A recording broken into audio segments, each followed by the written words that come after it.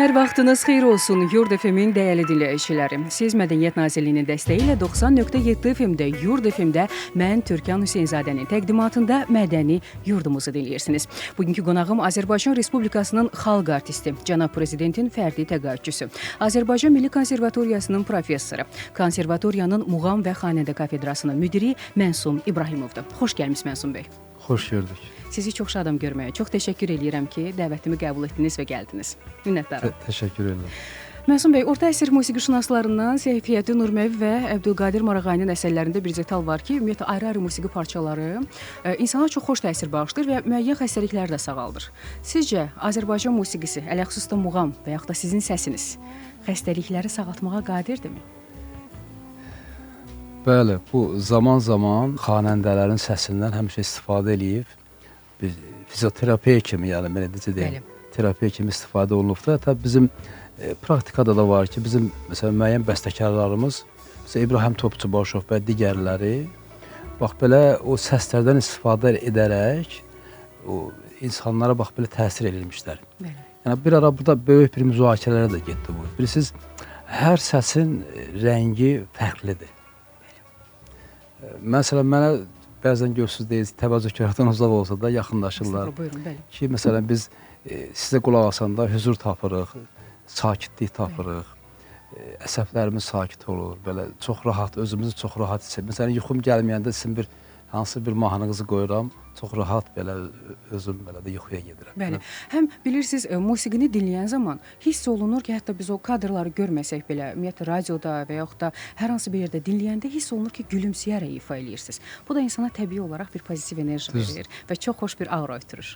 Bilirsiniz, bu insanın təbiətindən irəli gələn bir şeylərdir. Mən onu qəsdən eləmirəm. O mənim xasiyyətim belədir. Uşaq vaxtından o daxilimdə olan o rahatlıq, hüzur. Mən hər zaman tələbələrimə də deyirəm ki, o çalışın, ümumiyyətcə, ifa vaxtı içinizə bir rahatlıq verin, hüzur verin. Çünki sizin içinizdə olan hər hansı bir deyək ki, o gərginlik varsa, o tamaşaçıya keçir, dinləyiciyə keçir. Birbaşa keçir. Əgər sən gərginsənsə, tamaşaçıya o sənə qulaq asa bilməyəcək. Çünki o gərgin olacaq. Çünki heç kim, insanlar musiqiyə qulaq asırlar ki, rahat olsunlar. Və xüsusi olaraq bu, çünki bu rock musiqisi deyil ki bu. Çünki bu daha çox mənəviyyatla bağlıdır, beyinlə, ürəklə bağlıdır bu musiqi təbii ki janrı. Ona görə də ifası nə qədər rahat olursa, dinləyici ondan daha çox zövq ala bilir. Təbii ki. Və bir də təbii ki, yenə deyirəm, hər səsin özünün quruluşu var, rəngi var. Səs var, çox güclü səs var. Amma insanla qulaq asanda görürsünüz ki, belə yorulur və yaxud negativ enerji gəlir ona. Təbii ki, səsdə çoxlu enerji gedir insanlara. Məsələn, mən o enerjiyə açığam, yəni mənim enerjim açıqdır və çalışıram ki, istər canlı konsertlərdə, istər belə hər zaman o yazdığım mahnılarda da onu mən dinləyiciyə, tamaşaçıya ötürməyə çalışıram. Yəni, nə qədər ona nail oluram, onu mən deyə bilməm. Bəli, siz bunu ötürürsünüz. Ən azından mənim, məsələn, musiqi savadım yoxdur. Amma yaxşı musiqi ilə pis musiqini düşünürəm ki, ümumiyyətlə, bizim millət olaraq yaxşı ilə pisi seçmə qabiliyyətimiz əladır. Sırf musiqi baxımından deyirəm. Ona görə də siz bunu ötürmüsünüz və mən bunu hiss eləmişimsə deməli həqiqətən. Deməli, Heydər Əfsərəndə bir böyük bir tədbir vardı. Mən orada qonaq qismində, tamaşaçı qismində iştirak edirdim. O arada o hələ başlamamış bir çox təbii ki, insanlar yaxınlaşır, şəkil çəkdirirlər falan. Bir gənc xanım yaxınlaşdı. Məsələn, onlar bir 22-23 falan yaşlı belə. Özü də müəllimə dedi, mən müəlliməyəm. Və çox dedi, mən bir şey etiraf eləmək istəyirəm ki, mən kiçik yaşlarımdan, hətta uşaq yaşlarımdan sizin səsinizi eşidəndən, mən qulaq asandan o səsin sehrinə düşmüşəm. Və nə oxumusunuzsa, mən artıq onu qəbul edirəm. İstəyir muğam olsun, istəyir xalq mahnısı olsun. O səsinizlə dedi, mən onun ardınca gedərək bütün oxuduqlarınızı qulaq asıb və qəbul edirəm. Və o səsdə mən muğamı sevmişəm. Bilirsiniz, mənim üçün çox xoşdur. Çünki insanların fikri, insan özü bilmir axı, məsələn. O dinləyici onu sənə deyə bilir. O öz fikrini elə çatdırdı mənə ki, mən dedim, nə xoş mənə ki, yəni belə bir, təbii ki, hər hansı bir uşaqda muğamı həvəs yaratmışamsa, Əlbəttə, həm də Mənsum müəllim, ehtimal ki, buna fikir vermisiniz. Əvvəllər muğama qulaq asan daha çox nənə-babalar və yaxud da ümumiyyətlə müəyyən yaş kütləsindən yuxarı insanlar idi. Amma sanki muğam və xalq musiqisinə maraq, yaşı daha da düşüb. Cavanlar, gənc insanlar daha çox muğama qarşı daha istiqanlı olublar, belə deyim. Fikir vermisinizmi buna? Elədir. Həm də burada Türkan xanım bizim muğam televiziya müsabiqələrinin də çox böyük əhəmiyyəti və rolu oldu. Həm azyaşlılar arasında, həm gənclər arasında keçirilən bu muğam müsabiqəsi gənclərin arasında çox böyük marağa, sevgiyə səbəb oldu. Və gənclərimiz axınla bu sənətimizə gəlməyə başladılar. Və bu işdə əlbəttə ki, mən deyərdim ki, Heydər Əliyev Fondu və xüsusi olaraq Mehriban xanımın bizə çox böyük dəstəyi var. Bugün muğamımızın təhsil Azərbaycanda deyil, bütün dünyada tanınmasında, təbliğ olunmasında Mehriban xanımın müstəsna rolu var. Bilirsiniz, nə çox təbliğ olunursa və o gənclər görür ki, bir stimuldur onların arasında. Ki, məsələn, bir gənc çıxdı, 3 ay ərzində tanındı, sevildi, xalq onu tanıdı. Çünki hər kəs istəyər ki, bu sənətdə tanınsın. İndi çox rahatdır. Bilirsiniz, televiziya kanallarımız çoxdur, radio efirlərimiz çoxdur. Amma bizim dönəmimizdə bir televiziya kanalımız vardı. Və orada təbii ki, orada çıxış eləmək çox çətin bir proses idi. O neçə mərhələdən keçməli idi, senzura var idi. Gənclərə münasibət bugünkü kimi deyildi əlbəttə ki. Amma şükür olsun bugünə ki, bugün həm bizim dövlətimiz, həm Heydər Əliyev Fondu bizim milli musiqimizin, mədəniyyətimizin həmişə arxasındadır, dəstəkçisidir yəni. Bəli. Mədəni yurdumuz. Ümumiyyətlə, muğamı Mənsub bəy kədərli adlandıran insanlar da var ki, bu həqiqətən də bəzən muğam o qədər düşündürür ki, heç bilmədiyimiz yerlərə apara bilir bizi. Bəs siz bir sənətkar olaraq muğamı necə təsvir edirsiniz? Mən elə deməzdim yəni. Bilirsiniz, bax belə deyim də, insanlar ovqatından asılı olaraq musiqiləri dinləyirlər. Bəzi insan, məsələn, gözün kədərlidir, bir görsən lirik musiqi dinləyir və yaxud kədərli bir musiqi dinləyir, o deyir ki, mənə kədər gətirir. Xeyr, əslində muğam o qədər nikbin bir musiqidir ki, mən sizə deyim ki, muğam bir fəlsəfədir, muğam insanları düşündürür və hər, deyək ki, 7 muğamımız var da, 7 ladımız var. Hər muğamın, deyək ki, muğam dəstgahının öz xarakteri var. Sən deyək, çahargahı dinləyirsən, insanda bir döyüşkənlik əzmi yaranır. Məsələn, o çahargahla, məsələn, bir heyratı ilə, o insanla, məsələn, ordu döyüşə gedir. Sevgiyə qulaq asırsan, insanda sevgi hissi aşılayır. Bayat Şiraz muğamlarımızın gəlinidir. Bir həya var burada. Bir də burada düşündürücülük var. Muğamda kədər yoxdur. Muğam fəlsəfədir. O Bəxtiyar Vahabza da bizim böyük şairimiz necə ki deyir ki, musiqi var, başı tərpədir. Musiqi var, ayağı tərpədir. Muğam musiqisi başı tərpədir. Çünki artıq o beyinə, qəlbə təsir eləyir. Amma o ayağa təsir eləyən musiqi, hansı ki o daha çox yeniyetmələr, gənclər ona daha çox meyillidirlər. O da yaşları ilə bağlıdır ki, daha çox dinamikanı sevirlər, hərəkəti sevirlər. Ona görə də onlar daha çox o hərəkət. Amma çünki orada bir şey yox, düşündürücü bir şey yoxdur yəni. Yalnız ritmidir və hərəkətdir yəni. Bəli. Ümumiyyətlə siz də bax, madam ki əvvəlkilərdən danışırıq. Əvvəlki dövrlərin musiqi ənənəsi ilə çağdaş dövrün muğam ənənəsi arasında hər hansı bir fərq görürsünüzmü? Müəyyən fərqlər var. Çünki dövr dəyişib, baxışlar dəyişib. Desək ki, fərq yoxdur, yalan olar. Bugün sosial şəbəkələr çox, bilirsiniz, populyarlaşıb xalqın arasında. Bəzən çox təəssüf ki, o mənfi cəhətdən insanlara təsir edir.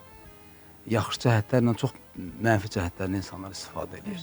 O da gənclərimizdə çox mənfi təsir edir. Məsələn, əvvəlki ənənələrdə belə idi ki, o daha çox deyək ki, həm toylarda, yəni bizim bölgələrimizdə, toylarda çox istifadə olunurdu, böyük tədbirlərdə çox istifadə olunurdu.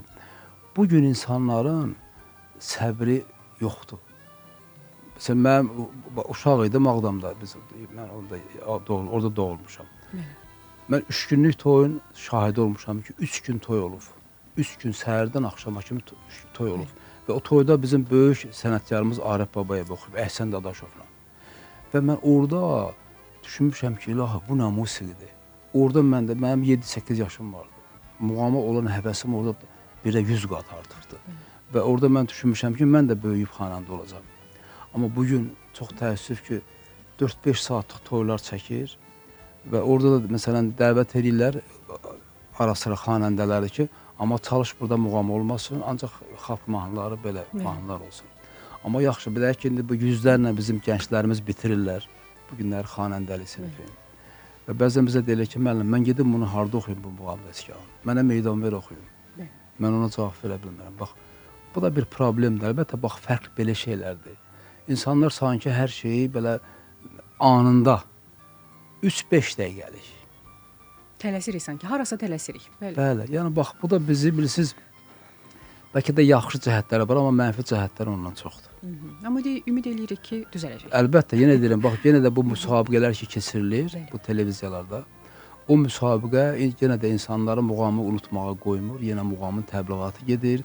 Bilirsiniz, bax, biz bunu gedib xarici ölkələrdə çox görürük bu.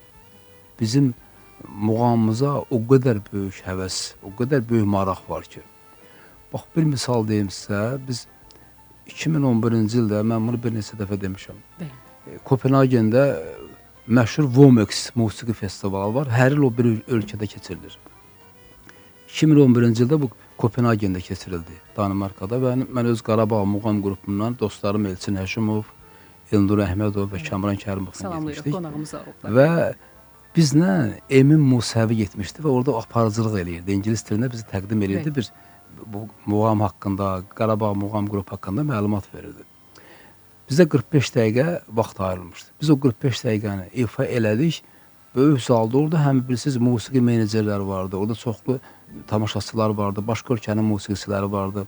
Və bizim Azərbaycanlılarımız, soydaşlarımız orada bir qismi gəlmişlər, bizi bayraqlarla dəstəkləyirdilər. Və biz bitirəndən sonra bir Danimarkalı jurnalist səhnəyə çıxdı. Bizim o kiçik bayrağımızı dizin yerə qoydu, öpdü və mikrofonla dedi ki, bu musiqisi olan xalqın qarşısında mən baş əyirəm. Bax, budur göstərici. Bilirsiniz, mən onda fəxr elədim ki, mən Azərbaycanın sənətkarıyam. Yəni, dilimizi bilməyən uzaq bir ölkədə bizim musiqimizə verilən qiymət bax budur. Bəli. Həqiqətən də özdə bilmirəm, bəlkə də sosial şəbəkələrdə bu sözün əslində kimə aid olduğunu bilmirəm, amma çox xoşuma gəlir. Bunu səsləndirmək istəyirəm. Deyirlər, dünya əgər bir musiqi olsa, onun orkestr şefi Azərbaycan olardı. O qədər xoşum gəlir ki, bax bu deyimdən həqiqətən də muğamımız və xalq musiqilərimizi ən gözəl şəkildə təbliğ edirsiniz və buna görə də bir Azərbaycan vətəndaşı olaraq sizə çox böyük təşəkkür edirəm. Mədəni yurdumuz. Əgər yadınızda qalıbsa, bu sualı da soruşmaq istəyərəm. Ümumiyyətlə, xarici tamaşaçılardan yadınızda qalan hər hansı digər bir reaksiyalar varmı deyəsiniz ki, bax. Çoxdur, həddindən çox. Yadınıza düşən varmı Mənsum bəy? Bəli, biz sonra bir neçə il öncə də biz Latviyada səfərdə idik, Rigada. Orada deməli belə bir tədbir vardı. Sırf biz çıxış elədik orada və Latviyanın prezidenti o tədbirdə iştirak edirdi. 1 saat 20 dəqiqə mən öz qrupumla konserti verdik, bitirdik. Və o yaxınlaşdı bizə, çox sadə bir insan idi. 2 nəfər yanında qoruması vardı. O yaxınlaşdı bizə, təbrik elədi falan və belə bir söz dedi. Dedi ki, mən bunu sözlərin anlamadım, əlbəttə ki, başa düşmürdüm, siz nə deyirsiniz. Amma dedi, mən bu qənaətə gəldim ki, bu yer musiqisi deyil, bu fəza musiqisidir. Nə gözəl təsvir edeyim. Yəni, bir Avropa ölkəsinin prezidentinin bizim muğam haqqında dediyi söz budur ki, dedi, o məni aldı özü ilə bərabər elə bir sanki bir göylərə apardı. Dedi, xoşbəxt millətsiz ki, belə musiqiniz var. Və bir dəfə də deməli, Qətərdə mədəniyyət günləri keçirilirdi, Dohada. Biz də Leyli Məcnun tamaşasını aparmışdıq.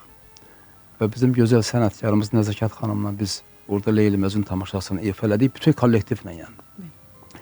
Və sonunda Əbülfəz müəllimin vaxtı idi, bizim mədəniyyət nazirimiz idi. Sonda Qətərin mədəniyyət naziri ilə Əbülfəz müəllim səhnənin arxasına gəldilər, bizi təbrik elədilər və Qətərin naziri mənə söylədi ki, sözlərin anlamadım, amma dedi, siz məni 3 dəfə ağlatdınız bu tamaşada. Hətta belə biraz zarafatla da bu söz dedi. Hər dəfə o sözü təbii ki, biz eşidəndə biz xoşbəxt oluruq. Çünki o bizim muğamımızın təsiridir, bizim milli musiqimizin gücüdür. Çünki doğrudan da Azərbaycanın milli musiqisi, Azərbaycanın muğamı çox zəngindir. Sözün əsl mənasında, həqiqətən zəngindir. Bu, hər millətdə də yoxdur bu. Və hər dövlətdə də bu qədər bizimki kimi inkişaf eləməyib. Təbii ki, müəyyən şərq ölkələrində var bu muğamlar. Amma bizdəki qədər inkişaf eləməyib. Biz buna görə Üzeyir bəyə borçluyuq. Hətta Üzeyir bəy bunun proqramını da tərtib eləyib sənətkarlarla bir yerdə. Hər zaman da ona dəstək olub və bu günlərdə ona görə bizim 3 pilləli tədris deməli sistemimiz var.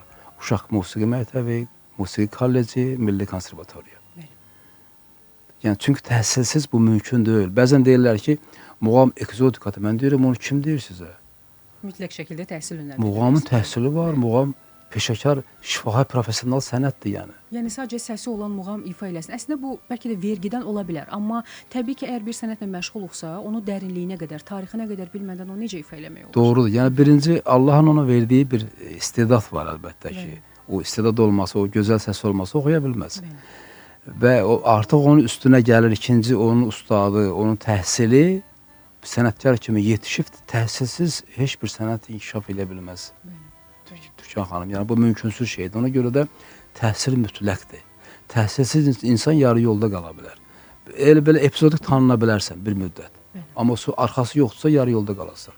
Bəli, ona görə də mütləq şəkildə muğamın tarixini, dərnlikləri, ümumiyyətlə təkcə ifa eləyənlər yox, elə biz də əlbəttə ki, öz tariximizi qoruyub və saxlamalıyıq. Mədəni yurdumuz. Azərbaycan teatrında Məcnun rolunu bax dəfələrlə canlandırmısınız. Sizcə Məcnun obrazı muğam sənətində hansı dərin mənaları simvolizə edir Məzun bəy? Bəli, onun xüsusi yeri var, bu Leyli Məcnunun. Ona görə ki, Şərqdə ilk operamızdır.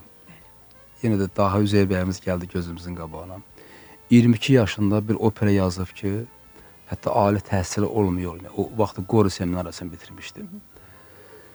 Və o Şərqin ilk operası və bu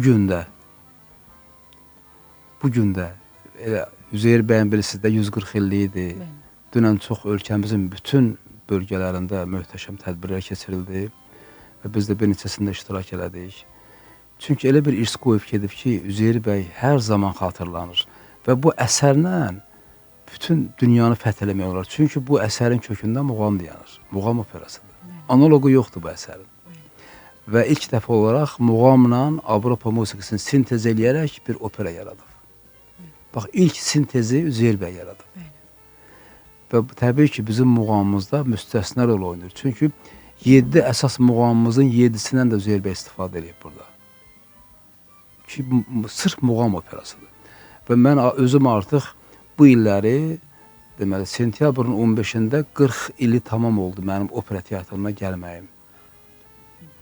O da bizim böyük sənətkarımız Şövkət Ələkbərovanın məsləhəti ilə, onun dəstəyi ilə mən gəlmişəm. O vaxtı Üzeyir bəyin anadan olmasının 100 illiyi ilə bağlı muğam müsabiqəsi keçirildi. Və mən o müsabiqədə birinci yerin qalibi oldum. Şövkət xanım da münsif idi. Nərman Əliyev və Gülağa Məmmədov. Və o diplomu mənə Şövkət xanım təqdim elədi və mənə öz sinifinə dəvət elədi eyni zamanda. Mən Vahid müəllimin, Vahid Abdullayevin sinifində təhsil alırdım. Və Şövkət xanımın sinifə gedib gəlməyə başladım və bir gün söhbət əsnasında mənə dedi ki, gəl mən səni deyim, sənə qulaq assınlar, operaya getsən. Sən gözəl məzun ola bilərsən. Heç düşünməmişdim. Çünki mən Ağsəftinalda 3-cü kursda oxuyordum. Tələbə idim. Harada oxuyacağım, ya mən oxuya bilərəmmi məzununu? Çünki insan gəncəm də, yəni bilmirdim. Dedi ki, sənin səsin də, sənin görkəmin də məzununa tam uyğundur. Əgər sən orada çalışsan, sən ən yaxşı məzununların biri olacaqsan. Və mən indi hər dəfə onun ruhuna dua oxuyuram, hər dəfə o tamaşa. Mən bugün də o tamaşanı ifa edirəm, amma ildə bir dəfə oxuyuram indi. Daha çox biz gənclərə meydan vermişik. Və ona görə də o da tamaşaçıların çox sayılı tələbləri ilə, xahişləri ilə və sonuncu tamaşamızı biz Nəzakət xanımla Heydər Əliyev sarayında oxuduq. O qədər tələbat oldu ki, insanlar bilet tapa bilmədi və biz onu məcbur olub sarayda elədik. Yəni deməkdə məqsədim oldu ki, həqiqətən bu əsər mənim yaradıcılığımda müstəsna rol oynayıbdır. Mənim geniş tamaşaçı kütləsinə tanınmağımda bu rolun böyük, təbii ki, təsir olubdur. Bax, Məcnun kimi çıxış etdiyiniz ilk tamaşanı necə xatırlayırsınız? Həyəcanlı idinizmi? Nə hisslər keçirdiniz? Hər zaman o mənim yadımdadır. 1993-cü il iyunun 25-də bizim Respublikanın xalq artisti, gözəl sənətkarımız Gülyaz xanım Məmmədova ilə biz ikimiz bir çıxdıq səhnəyə. İlk dəfə gənc olaraq, yəni biz səhnəyə çıxdıq və o vaxt Polad Bülbüloğlu da bizim mədəniyyət nazirimiz idi. Çox böyük maraq vardı, mətbuat çox geniş yazılar yazdı və həm Xalq qəzetində, Azərbaycan qəzetində və Polad müəllim onda gəldi, bizi təbrik elədi. Dedi ki, artıq siz professional səhnədə, böyük səhnədə addımlarınızı atırsınız və siz hər şeyə hazır olmalısınız. Tərifə də, tənqidə də. Bəli. Və o vaxtdan təbii ki, çox təbii ki, həyəcanlıydıq. Təsəvvür edin ki, o tamaşanı mən oxuyana qədər 2 dəst idman paltarı mənim elə bir ki, sıradan çıxdı. O qədər ki, biz onu mizan məşqlərini elədik. Hafiz Quliyevlə, Hafiz Quliyev mən efirdən salamlayıram. Bizim operanın hal-hazırda baş rejissorudur. Biz teatra birgə gəlmişik, bir vaxtı gəlmişik Hafiz müəllimlə. Biz aylarla o tamaşanı Gülyaz xanımla, Hafiz müəllimlə məşq elədik və nəhayət ki, iyunun 25-də 6 aydan sonra bir səhnəyə çıxdıq. Təbii ki, o vaxt mən çox semirdim, çox tərif deyirdi ki, əladır, hər şey qaydasındaydı yəni. Amma üstündən illər keçəndən sonra Türkan xanım, mən onu kasetini gizlədirdim ki, heç kim görməsin. Niyə? Nə üçün?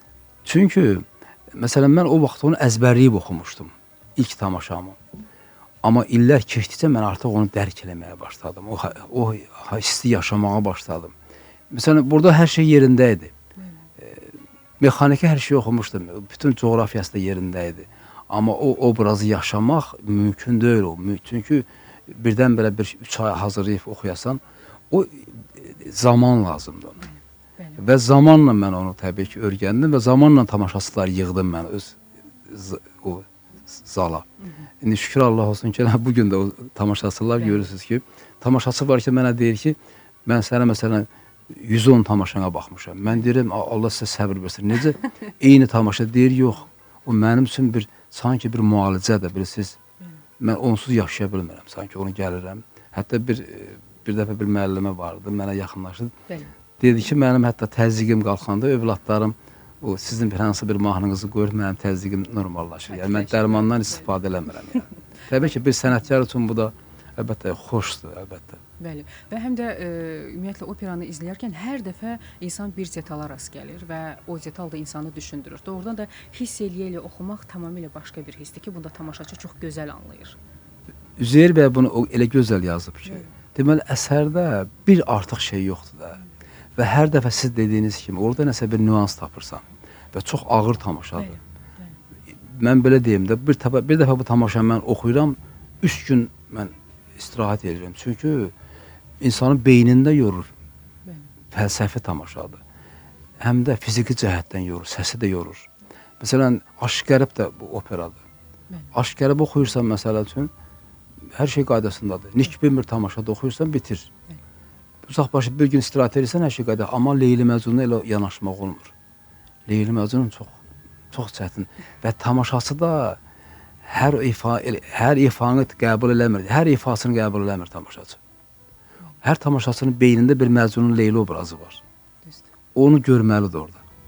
Əgər o səni tanıdırsa ki, Məsum oxudu və yaxud məsəl üçün kimsə başqası oxudu, deməli, sənin tamaşan alınmayıb. O səni tanımamalıdır. O səni Məcnun kimi orada qəbul eləməlidir. Hətta sənin öz yaxınların. Məsələn, insanlar var, görsən gəlir, illərlə tanıdığım insan. Tamaşadan sonra bir nəfər elə vardı, hətta bir jurnalist idi. Dedim, sonra fikrini bildirərsən də. Dedim, mən neçə ildir gəlməmişəm. Və üstündən bir 10 gün keçəndən sonra mənə zəng elədi ki, mən 10 gündə onun təəssüratını yaşayıram. Ay, nə gözəl, nə xoş təəssüratlar alırsın. Özümə gələ bilmirəm, hara gedirəm, o beynimdə bu əsər elə bir ki, fırlanır. Yəni, o mənim üçün çox xoş bir təbii ki, sözlərdir. İzlədikdən sonra həqiqətən də insanların beynində qalır və bu aura ilə də, bu təsirlə də yaşamaq həqiqətən bir sənətkar üçün qürur vericidir. Siz danışırsınız, sanki o hissləri özüm yaşamış kimi mən burada təsəvvür edirəm. Mədəni yurdumuz. Məsum bəy, hər dəfə sizdə bilirəm ki, yeni layihələr olur. Mütləq şəkildə yeni nələrsə təqdim edirsiniz. Bax, bizi nə gözləyir? Hansı ifalar gözləyir? Mənim bu illəri, deməli, oktyabrın 1-i 65 yaşım tamam olur. Yubileyim tamam olur. Və bir bölgələrdə mənə təkliflər gəlib, Azərbaycanın müxtəlif bölgələrindən. İlk təklifim elə doğulduğum Ağdam rayonundan. Bu ayın 28-də Ağdamda Muğam mərkəzində mənim orada yubileyim qeyd olunacaq, sənətkarlarımızdan bir yerdə. Ona hazırlaşırıq. Sonra oktyabrın 9-da Naxçıvanda, Heydər Əliyev sarayında, Naxçıvan Dövlət Universitetinin rəhbərliyi mənə təklif eləyib. Naxçıvanın bütün tamaşaçılarla birgə orada eləyəcəyik. Müəyyən başqa bölgələr var, Sumqayıt var, məsələn, başqa bölgələrdə var. Düşünürük ki, inşallah vaxt eləyib, Mən istəyirəm ki, yəni elə orada olaq, yəni o tədbirlərdə iştirak eləyək. Səfərlərimiz var mənim. Elə bu oktyabr ayında həm də Avropa ölkəsinə səfərim də var. Mən adətən daha çox onun nəticəsindən danışmağı xoşlayıram. Bəli. Heç vaxt əvvəlcə Demirsiniz. demirəm, bəli. Hə, yəni səfərlərimiz var. Sonra bizim yeni dərs ilimiz başlayıb, bilirsiniz ki, Milli Konservatoriyada. Mən o dövrdə Muğam Xanəndə Kafedrasının müdiri kimi Azərbaycanın ən mən deyərdim ustad sənətkarları, sevilən sənətkarları bizim kafedrada cəmləşiblər. Və biz onların əl-ələ verib o gənc nəslin yetişməsində, yeni ifaçıların yetişməsində dəstək oluruq və təbii ki, onlara əlimizdən gələn kömək eləyirik. Çünki bizim məhsulumuz ifaçıdır. Çalışırıq ki, yeni nəsil, yeni ifaçılar layiqincə Azərbaycanı sabah bütün dünyada, eləcə də ölkəmizdə layiqincə təmsil eləsinlər. Mən öz təbrikimi sona saxlamışdım. Siz elə bu xəbəri verərək məni qabaqladınız. Doğum gününüz münasibətilə sizi təbrik edirəm Məsum bəy. Allah sizə can sağlığı versin. Hər zaman canınız sağlam olsun ki, bax siz də Azərbaycan muğamlarını, necə ki Azərbaycan milli xalq musiqilərini bax siz də bizim üçün bax belə gözəl şəkildə ifa eləyəsiniz. Mənim üçün şərəfdir bu gün sizlə qarşı-qarşıya oturub Təşəkkür edirəm. Bu verilişi aparmaq. Çox təşəkkür edirəm ki, mənim də dəvətimi qəbul edib gəldiniz. Minnətdaram sizə. Dəyərli dinləyicilər, bir daha xatırladıram ki, siz Mədəniyyət Nazirliyinin dəstəyi ilə 90.7 FM-də, Yurd FM-də mən Türkan Hüseynzadənin təqdimatında Mədəni Yurdumuzu dinlədiniz. Bugünkü qonağımsa Azərbaycan Respublikasının xalq artisti, cənab prezidentin fərdi təqaüdçüsü, Azərbaycan Milli Konservatoriyasının professoru, konservatoriyanın Muğam Xanəndə Kafedrasının müdiri Məsum İbrahimov idi. Hər həftənin 4-cü günü saat 17-də bizi dinləməyi unutmayın. Hələlik.